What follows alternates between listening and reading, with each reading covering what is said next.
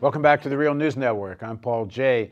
We're continuing our discussion about U.S.-Saudi relations, and in this segment we're going to talk about Saudi-Iranian relations and just why Saudi Arabia seems to see Iran as such a mortal enemy, seem to see Shia across the Arab world as such mortal enemy. Now joining us again from London is Madawi Al-Rasheed. She's a visiting professor at the Middle East Center at the London School of Economics and Political Science.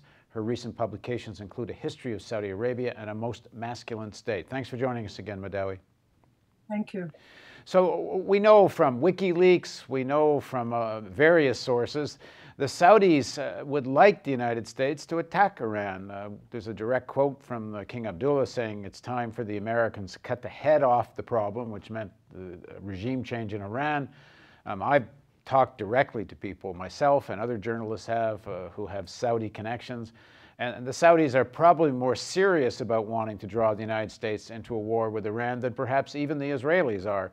At least in Israel, you can hear from various official sources and retired security intelligence chiefs that they don't think Iran's an existential threat, that this is mostly political posturing by Netanyahu and so on. But the Saudis seem really serious about all this. Why? Well, there are many reasons. Saudi Arabia has the ultimate objective of becoming the arbiter of regional politics, of being the only power, regional power in the Middle East that the US and others can rely on.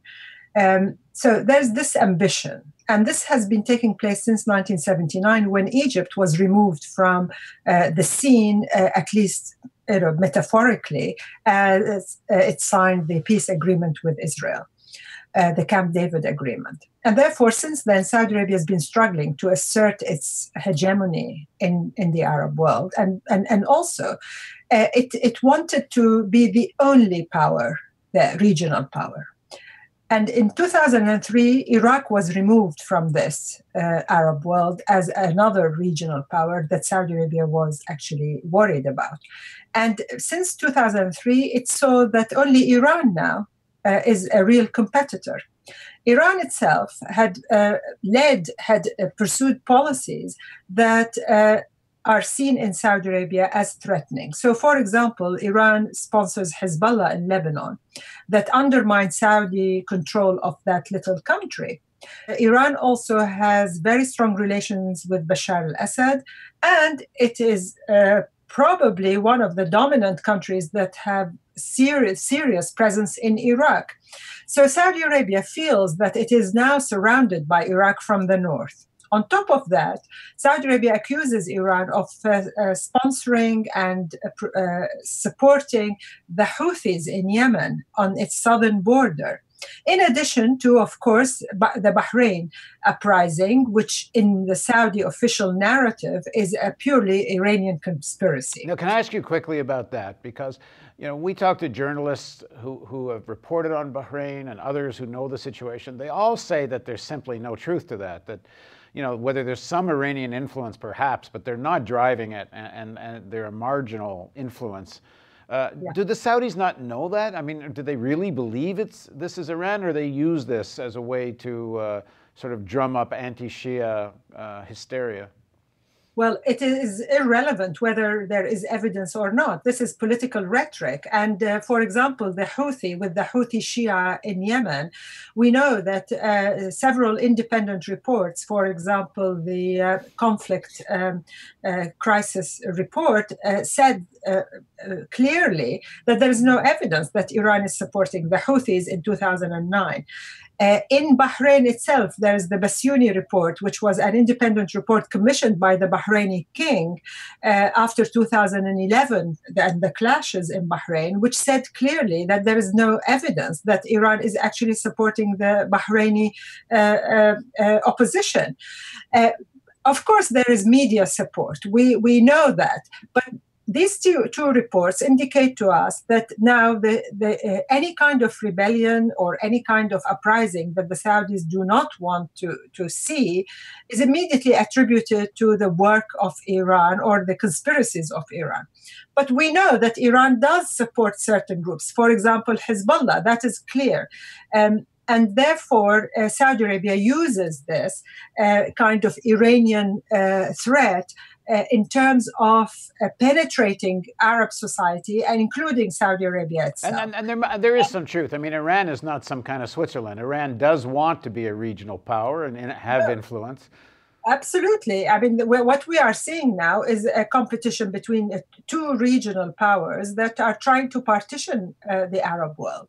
And on top of that, if you remove the word Iran and replace it with Muslim Brotherhood, you see that both the Saudis and, for example, the United Arab Emirates use the same sort of language to describe any threat. So if you remove the word Iran and the Shia and apply all the accusations to the Muslim Brotherhood, you see that the Saudis have replaced the Iranian threat with the Muslim Brotherhood threat. And they were worried that when Egypt elected its Muslim Brotherhood president, Egypt was going to also become part of the Iranian expansionist sort of desires and conspiracies. And they were worried that Egypt, under the Muslim Brotherhood, would drift towards Iran. Obviously, let me understand something, because I thought the Muslim Brotherhood was quite closely connected with Qatar, and which is a kind of a split between Qatar and Saudi Arabia. Was the Muslim Brotherhood not closer to Qatar than it is to Iran?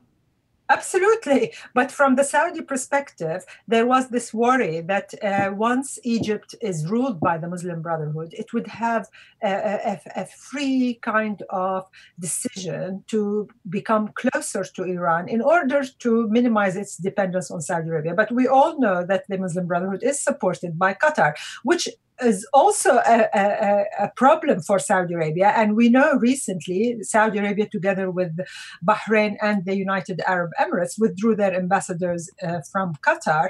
And one of the main reasons that was given by the Saudi regime was Qatar's continuous support for subversive forces such as the Muslim Brotherhood. And therefore, the Saudi-Iranian relationship is very, very complex, in the sense that both countries want to expand even more in the Arab world, but without both of them being able to emerge as the only arbiter of Arab politics. I think both regimes in Tehran and Riyadh underestimate the level of awareness, the level of resistance that Arabs have actually demonstrated over the last 3 years.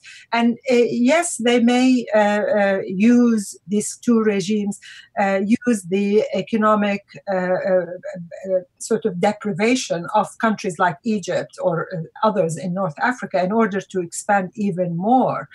But at the end of the day, we have actually seen the first wave of resistance to authoritarian rule. And both the Saudi regime and the Iranian one do not offer a viable model for the Arab masses to emulate, for the Arab masses to have inspiration from. And therefore, both of them are actually fighting a lost battle, because at the end, these youth that have demonstrated and paid a high price in places like Egypt, Tunisia, Bahrain, Yemen, and elsewhere, they are not going to be easily co-opted. I think we have just seen the first wave where both Saudi Arabia and Iran were trying to manipulate the outcome, and even in the case of Saudi Arabia, destroy the prospect for democracy in the region. And as long as this conflict over the regional sort of hegemony in the Arab world continues, hence Saudi Arabia was very worried about a kind of rapprochement with Iran organized under the auspices of Western government that would lead to Iran being brought back to the international community as a respected member. And therefore, Saudi Arabia wants to be seen as the only reliable ally. It has used all its powers, its means, in order to achieve that objective. One worrying strategy that the Saudis have used is this sectarianism. So Saudi Arabia presents itself as the protector of the interest of Sunni Islam and want to gather support from other Sunni monarchies, for example, Morocco and Jordan. And Iran presents itself as the country that would secure the interest of the Shias. Syria. So we are facing here the degeneration of the Arab world into sectarian conflict that is beginning to actually that has reached a very ugly phase. And I can't see how this can be stopped without these two countries reaching a kind of agreement between them that this sectarian conflict is going to have bad and negative influence in both societies. Well, maybe this is part of the way they want to deal with the Arab awakening, that if they can involve the societies in sectarian warfare, it's a way to sidetrack and sideline the more mass opposition to authoritarian rule. Yes, and also it gives a regime like Saudi Arabia the pretext of suppressing any kind of uprising or demand for democracy on the basis that the alternative is going to be chaos. And in fact, the Saudi regime seems to be comfortable with the chaos that is still ongoing in places like Egypt or Syria, because it is giving an indirect message to its own domestic population that change means chaos. It doesn't mean change towards the better. In fact, it is worse. And therefore, it can absorb any kind of demands for democracy or change and can repress any kind of demonstration under the pretext that this is chaos. And the American perhaps rapprochement with Iran, I mean, they haven't made a deal yet, but it seems they want to. They seem to be headed there. And of course, it could all fall apart. But do the Saudis see this as an American move to kind of restrict their power and use Iran to sort of play off against the Saudis? It's certainly the way it is interpreted in Riyadh. And it is the Saudis made it very clear through the official media, which is also not a free media, and you can't find any debate of the Saudi approach. And therefore, the repetition that this rapprochement with Iran is going to be at the expense of Saudi interest. And it is almost like, if the US moves towards greater understanding or a kind of coexistence with Iran, it is bound to be negatively interpreted in Riyadh. Okay. All right, we're going to do one more segment, and we're going to talk about the internal politics of Saudi Arabia amongst the elite, the fight amongst the various princes, and the decentralization of power in Saudi Arabia. So please join us with Madawi Al-Rasheed on the Real News Network.